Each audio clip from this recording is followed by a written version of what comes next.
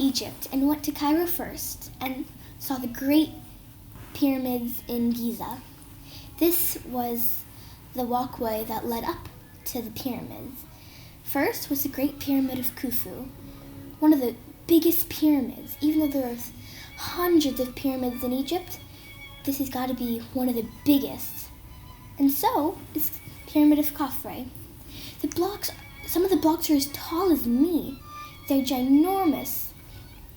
But later they stopped building pyramids because they didn't think they needed their bodies for the afterlife. So they stopped making them, and now it's just history. It was really crowded at the pyramids, but there were still some little spots that we were on our own. The Sphinx is part human and part lion, and I think it looks like one of the canopic jar heads.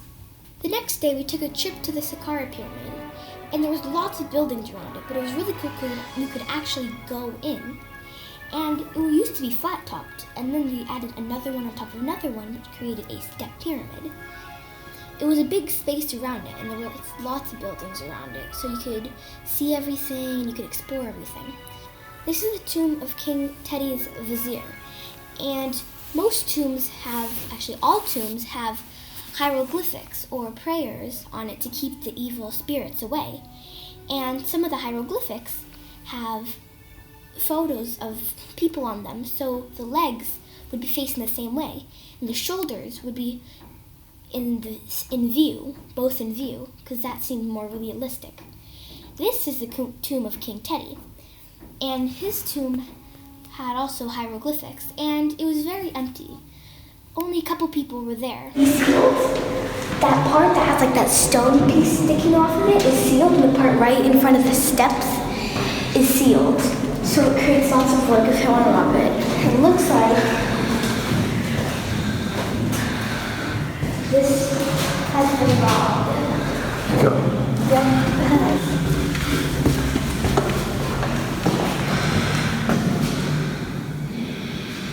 To get into King Teti's tomb, you had to walk down a long corridor.